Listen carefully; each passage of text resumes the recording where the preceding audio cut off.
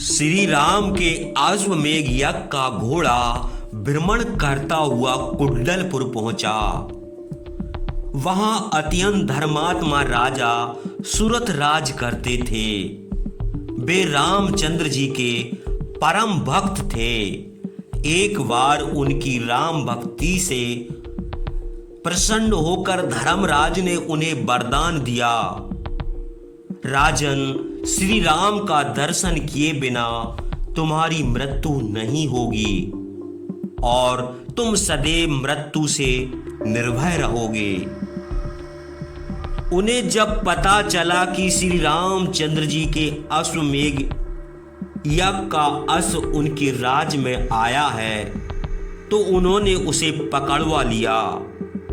शत्रुघ्न जानते थे कि राजा सुरथ के मन में भ्राता श्री रामचंद्र जी के प्रति अनुपम भक्ति है, इसलिए उन्होंने पहले अपना एक दूत राजा के पास भेजा और घोड़ा छोड़ने के लिए कहा, परंतु राजा सुरथ ने उनका प्रस्ताव अस्वीकृत कर दिया। परिणाम स्वरूप दोनों ओर की सेनाओं में भयानक युद्ध छिड़ गया। हनुमान जी ने सुरथ को समझाने का बहुत प्रयास किया कि वे अश्व के रक्षक हैं, उन्हें इस प्रकार हट नहीं करना चाहिए। लेकिन राजा सुरथ ने उनसे कहा कि यदि मन, वचन और कर्म से उन्होंने प्रभु श्री राम का सदैव स्मरण किया है तो प्रभु स्वयं ही यहाँ पधार कर मुझे दर्शन दे। वे उनके कहने पर युद्ध रोक देंगे और अश्व छोड़ देंगे। हनुमान जी ने मन ही मन प्रभु का ध्यान किया। वे स्वयं चाहते थे कि प्रभु स्वयं राजा सुरथ को दर्शन दे, लेकिन वे कुछ कर पाने में पूरी तरह असमर्थ थे। तब महाराज सुरथ ने कहा, हे पवन पुत्र, आप निश्चित रूप से महाबली और प्रभु श्री राम के भक्त हैं, परंतु यह भी सत्य है कि आपका बल मेरे सामने नहीं टिक पाएगा। मैं आपको बांधकर अपने नगर में ले जाऊंगा, इसलिए आपको पहले से ही सावधान किए दे रहा हूँ। हनुमान जी राजा सुरथ की बात सुनकर बड़े प्रसन्न हुए। वे मन ही मन सोचने लगे कि यदि यह राजा मुझे बांध कर ले जाएगा तो प्रभु श्री राम अपने भक्तों को छुड़ाने और दर्शन देने यहाँ अवश्य आएंगे। ऐसा सोचकर वे राजा सुरथ से हल्का फुल्का युद्ध करने लगे।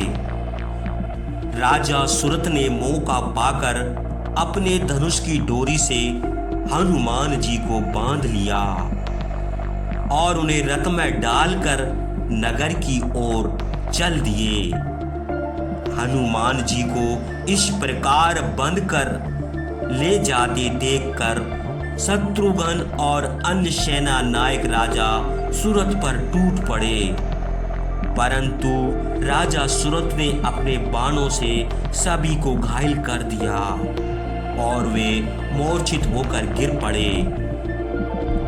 महाराज सुरथ संग्राम में विजय होकर शान से नगर में प्रवेश कर गए। अपनी राज्य सभा में उन्होंने बंधनों में बंधे हुए हनुमान जी से कहा, हे पवन पुत्र, अब यदि मुक्ति चाहते हो तो अपने प्रभु को याद करो, वे ही आकर तुम्हें छुड़ा सकते हैं। महाराज सुरथ की बात सुनकर हनुमान जी मन ही मन प्रभु श्री राम का स्मरण करने लगे और कहने लगे कि वे जल्द आए और उन्हें इस बंधन से मुक्त कराएं। अपने प्राण प्रिय भक्त हनुमान की प्रार्थना सुनते ही प्रभु श्री राम तत्काल वहां प्रकट हो गए। उनके पीछे पीछे राजसभा में लक्ष्मण जी, भरत जी और युद्ध क्षेत्र से शत्रुघ्न जी भी वहां आ पहुंचे। उन्हें देखकर राजा सुरथ तत्काल अपने सिंहासन से उठा और प्रभु श्री राम के चरणों में जा गिरा और अपने प्रेम आंसुओं से उनके चरणों को पखार दिया। प्रभु श्री राम ने राजा सुरथ को उठाकर अपने हृदय से लगा लिया। हनुमान जी के नेत्रों से भी आंसू धारा बहने लगी। प्रभु ने राजा सुरथ से कहा, राजन, तुमने अपने क्षत्रिय धर्म का पालन करके उत्तम यश को प्राप्त किया है। मैं तुम पर प्रसन्न हूँ। अब तुम्हारी मनोकामना पूरी हो चुकी है, इसलिए मेरे प्रिय हनुमान को तुम भी मुक्त कर दो।